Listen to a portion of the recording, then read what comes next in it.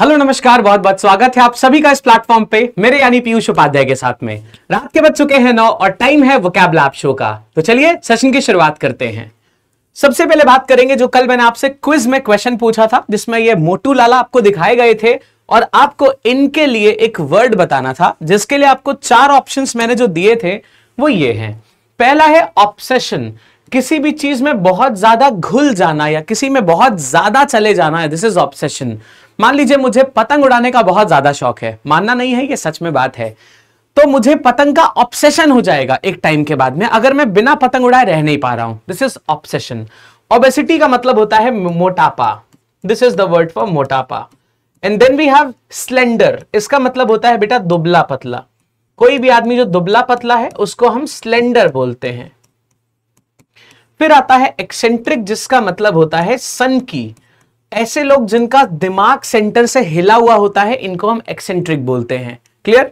चलिए, so correct answer will be option number 2। आज मैं नाम नहीं लिख पाया हूं, let me call out the names जिन्होंने करेक्ट आंसर दिए हैं।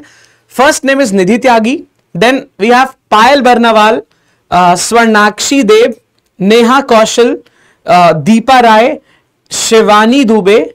आप सबने बढ़िया आंसर दिया ना। अंजलि राजपूत, आप सबके आंसर्स बिल्कुल करेक्ट हैं। एंड इसी तरीके से आंसर्स देते रहिए। जिस हिसाब से मैं बताऊं, वोकैबुलरी वाले क्वेश्चंस में कभी आपको इश्यूज नहीं आएंगे। चलिए शुरुआत करते हैं आज के सेशन की।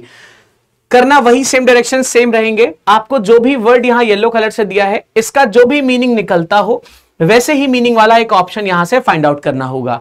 ऐसे क्वेश्चंस को हम सिनोनिम्स वाले क्वेश्चंस बोलते हैं, यानी आपको इनके सिनोनिम्स निकालने हैं। चलिए शुरू करते हैं। So we have first word as August.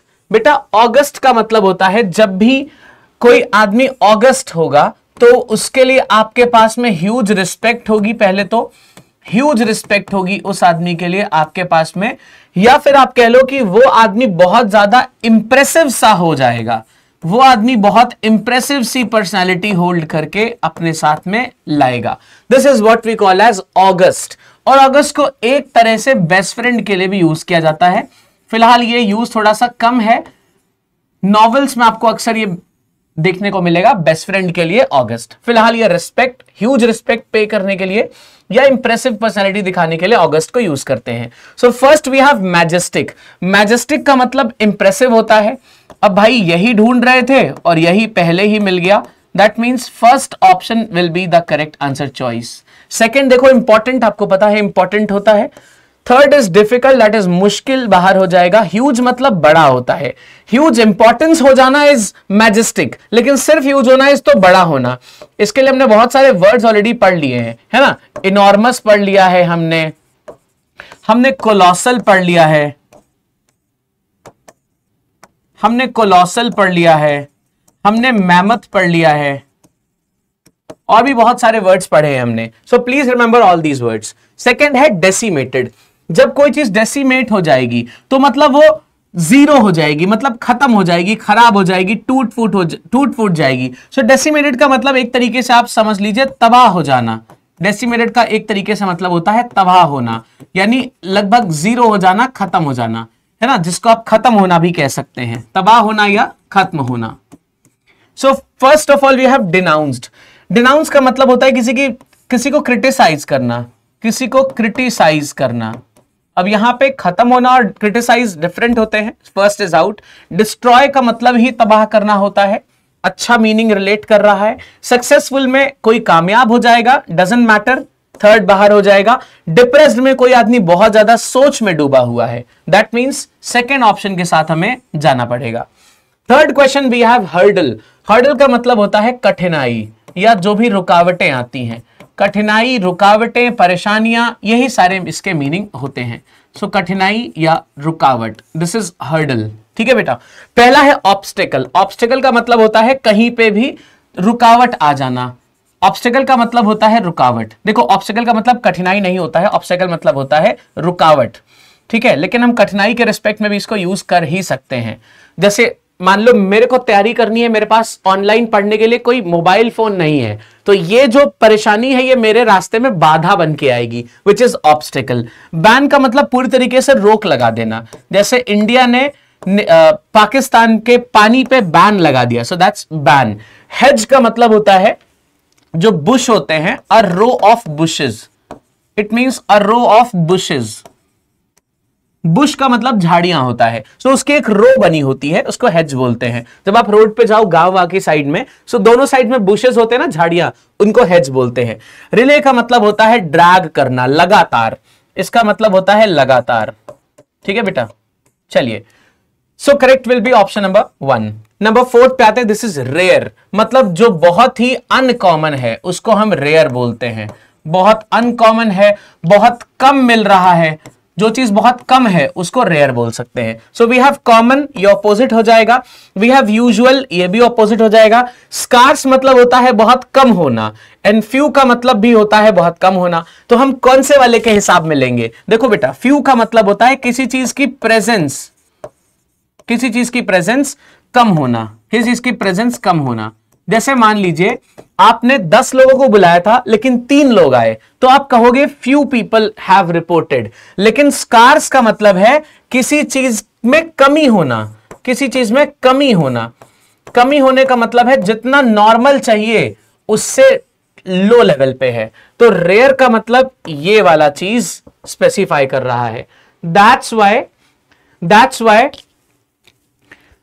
ये हम स्कार्स के साथ जाएंगे। So third will be the correct thing, right. So कमी होना है ना। चलिए नेक्स्ट नंबर 5 पे चलते हैं। दिस इज ऑपोजिट, ध्यान से समझिएगा। एक होता है ऑपोजिट, OPP वाला जो होता है ना, इसका मतलब होता है बेटा उल्टा। और जो APP होता है इसका मतलब होता है एप्रोप्रिएट या परफेक्ट।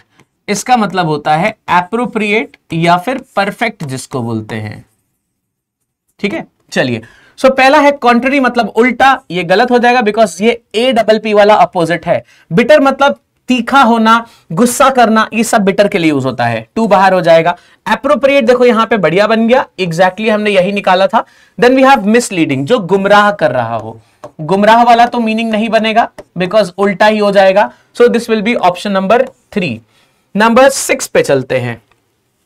6 कह रहा है स्कॉन। स्कॉन का मतलब होता है किसी को क्रिटिसाइज करना, किसी को क्रिटिसाइज करना, जिसको हिंदी में आलोचना करना भी कहा जाता है। This is also termed as आलोचना करना। When you start talking nonsense about others, इसको हम स्कॉन बोलते हैं। किसी के बारे में तीखे शब्द बोलना लेकिन उसके पीठ पीछे, दिस इज स्कॉनिंग पीपल। रिडिक्यूल का मतलब है फालतू की बहसबाजी करना। सो बहसबाजी सामने होगी, स्कॉनिंग जो होती है ये पीठ पीछे होगी। लाफ इज सिंपली हंसना। कंडेम करने का मतलब भी होता है क्रिटिसाइज करना, किसी को, किसी की आलोचना करना। ये मुंह पे नहीं हो सकता है। रिडिक्यूल मुंह पे हो सकता है, मुंह पे किसी के उसका मजाक बनाना, है ना, मुंह पर मजाक बनाना। दिस इज रिडिक्यूल, मुंह पर मजाक। लेकिन कंडेम और स्कॉन पीठ पीछे होते हैं। So third will be the correct choice. Criticise जो होगा ये एक तरीके से, देखो कंडेम का मतलब होता है क्रिटिसाइज करना लेकिन एक रिस्पेक्ट में। स्कॉन भी सेम यही है। देखो गुस्सा जब एक साथ करें, समझिए यहां पे अगर मैं क्रिटिसाइज की बात कर रहा हूं तो that will be simply saying negative about others. लेकिन जब भी आप स्कॉन कर रहे होगे या आप कंडेम कर रहे होगे तो आप नेगेटिव तो बोलोगे लेकिन गुस्से में नेगेटिव, आप गुस्से में नेगेटिव बोलोगे, गुस्से में नेगेटिव। ये अंतर है बेटा दोनों में। सो प्लीज बी माइंडफुल, है ना। क्रिटिसाइज इज डिफरेंट, स्कॉनिंग करना और कंडेम करना ये बिल्कुल अलग है। चलिए, so this will be option number 3 I guess, आप समझ गए होंगे। Number 7 says impious. देखो पायस का मतलब पवित्र होता है, लेकिन अगर मैं इसमें इम लगा दूं इसका मतलब है जो पवित्र नहीं है। इम का मतलब नो है यहां पे। सो नॉट पवित्र, है ना, नहीं पवित्र है। जो चीज नहीं है पवित्र या नहीं है शुद्ध, नहीं है शुद्ध या पवित्र, उसको इम्पायस बोल रहे हैं। रिलीजियस नहीं है तो भी इम्पायस हो गया, जिसमें इतना ज्यादा वजूद नहीं है वो भी इम्पायस हो गया। सारी चीजें ऐसी हो रही हैं। होली देखो अपोजिट हो जाएगा, होली मतलब होता है शुद्ध, तो होली बाहर हो जाएगा। फिर आता है मिस्चीवियस, मतलब जिसमें थोड़ी शैतानी भरी हो, है ना, शैतान वाले माइंडसेट का भी हो सकता है, मतलब कुछ उल्टा सीधा। So this is also out. Shrewd का मतलब होता है दिमाग से बहुत ज्यादा चालाक होना।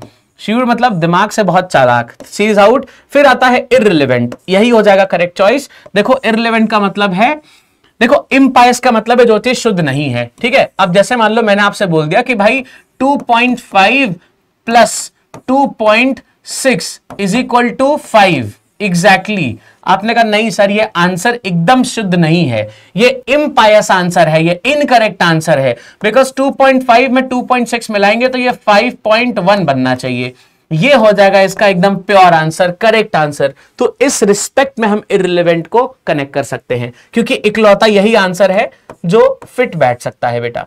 तो इम्पायस को हम गलत दिखाने के लिए, इररिलेवेंट दिखाने के लिए भी यूज करते हैं, ठीक है। चलो फिर यहां पे फ्रीलांस, जो आदमी फ्रीलांस कर रहा होता है वो किसी के यहां बंध के काम नहीं करता है, वो एकदम फ्री विल होता है, मतलब उसको कोई मतलब एम्प्लॉयड नहीं है, वो किसी के साथ भी फ्री विल से काम कर रहा है। पहला है सेल्फ बीट्रेड, खुद को धोखा दे दिया। नहीं भाई, खुद देखो सेल्फ का मतलब खुद है यहां पे सब में, है ना, खुद को धोखा ये भी नहीं मतलब है। फिर है सेल्फ सेंटर्ड, मतलब अपने ही बारे में सोचना, अपने बारे में सोचना, गलत हो गया, अपने बारे में सोचना। सेल्फ एम्प्लॉयड, एग्जैक्टली अपने आप से काम करता है, वो किसी के यहां बंद के काम नहीं करता है। सेल्फ ड्रिवन मतलब खुद चल रहा हो, खुद चल रहा हो, जैसा जो चला रहा हो वैसा चल रहा है। So eventually this will be self driven, third option will be the correct choice, ठीक है। चलो 9th देखो, स्लिदर, बहुत अच्छा वर्ड है। स्लिदर का मतलब होता है स्लाइड करना, सिंपली किसी भी चीज पर स्लाइड करना, दिस इज स्लिदर, है ना, थोड़ा शेक्सपियरियन वाली इंग्लिश है ये। तो स्लाइड करना इसका सीधा सा आंसर हो जाएगा। मूव में आप चलाओगे, स्लाइड नहीं करोगे। शेक में यूल शेक समथिंग, शिवर वाले कंडीशन आएगी। स्लिप में फिसलेगा वो चीज। तो स्लाइड करना और फिसलना में डिफरेंस होता है। स्लाइड इंटेंशनली किया जाता है और स्लिप जो होता है वो जानबूझ के नहीं होता है, वो गलती से स्लिप हो जाता है। ऐसे पैर स्लिप होगा, पैर स्लाइड नहीं करेगा, लेकिन आप चप्पल के अंदर पैर अपने स्लाइड करके लाते हो, ठीक है, स्लिप कराते हो। ये इंटेंशनल नहीं होता है और ये इंटेंशनल होता है, यही दिक्कत, यही डिफरेंस है बेटा। 10th is अकूटरमेंट्स। अकूटरमेंट्स का मतलब होता है बेटा किसी भी चीज को करने के लिए इक्विपमेंट। जैसे मान लीजिए इस बोर्ड के जो अकूटरमेंट्स हैं वो क्या है, ये है पहला रिमोट, दूसरा है ये स्टाइलस। सो ये दोनों क्या हो गए, अकूटरमेंट्स हो गए। मतलब किसी भी चीज के इक्विपमेंट को हम क्या कहते हैं, इक्विपमेंट को क्या कहते हैं, अकूटरमेंट्स। यहां देखो अकूटरमेंट्स लिखा है, लेकिन यहां पे आपको इक्विपमेंट लिखना पड़ेगा। रीजन ये है कि इक्विपमेंट कभी भी एस वाले फॉर्म में नहीं लिखा जाता है। नाउन में चीज आपको मैं बता चुका हूं, जिन बच्चों को याद है बहुत बढ़िया बात है, जिनको नहीं याद है यहां से समझ लो, एस नहीं लग सकता इक्विपमेंट में। कमेंट करके मुझे बताना है आपको कि इक्विपमेंट जैसे और कौन से नाउन्स हैं जिसमें एस नहीं लग पाएगा, कमेंट करना है सबको। पहला है रिलेटिव्स, बाहर हो जाएंगे। दूसरा है कंपेनियंस, मतलब साथी। नहीं भाई, साथी नहीं होता है। कैलकुलेशंस मतलब जोड़ घटाना कि कितना खर्चा आया, एस्टिमेशन, गलत है। Fourth is equipment, perfect option number 4th is the correct answer, ठीक है। तो आज का क्वेश्चन है, पहला आपको मुझे बताना है ऐसे और कौन से वर्ड्स हैं, ऐसे और कौन से नाउन्स हैं जिनमें एस नहीं लग सकता, पहला।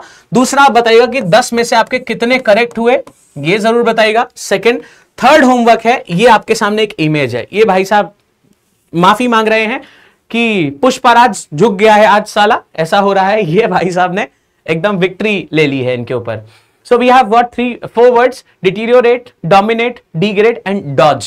बताना है इन 4 में से कौन सा वर्ड इस इमेज को डिस्क्राइब कर सकता है, राइट। तो तीसरा होमवर्क ये हो गया। चौथा होमवर्क है आपका एक सेंटेंस बना के दिखाना है जिसमें करेक्ट आंसर का वर्ड यूज हो रहा हो, ठीक है। चलिए बात करते हैं महापैक 2.0 की। इसको परचेस करना है तो आप LAB लैब एप्लीकेशन डाउनलोड कर लीजिए। महापैक है क्या, इसमें आप किसी भी एग्जाम की तैयारी कर रहे होंगे, यहां पे आपको फ्री ऑफ कॉस्ट सारे एग्जाम्स का एक्सेस मिल जाएगा, पहली चीज। दूसरा, unlimited questions, practice questions. 1 lakh से ज्यादा क्वेश्चंस है यार, 1 लाख सवाल आप सोच के देखो कितने दिन में लगा पाओगे। 1 लाख से ज्यादा क्वेश्चंस हैं जो प्रैक्टिस करने के लिए हैं। मॉक टेस्ट दिए गए हैं, 6000 से ज्यादा घंटे की क्लासेस दी गई हैं। इसमें डाउट आ रहा है उसमें पूछ लो, उसमें डाउट आ रहा है उसमें पूछ लो। मतलब you have got infinite possibilities of qualifying the examination through this महापैक। तो ये इतना इंपॉर्टेंट है। बहुत सारे लर्नर्स ने क्वालिफाई भी किया है एक साथ, आप इंटरव्यूज भी देख सकते हो।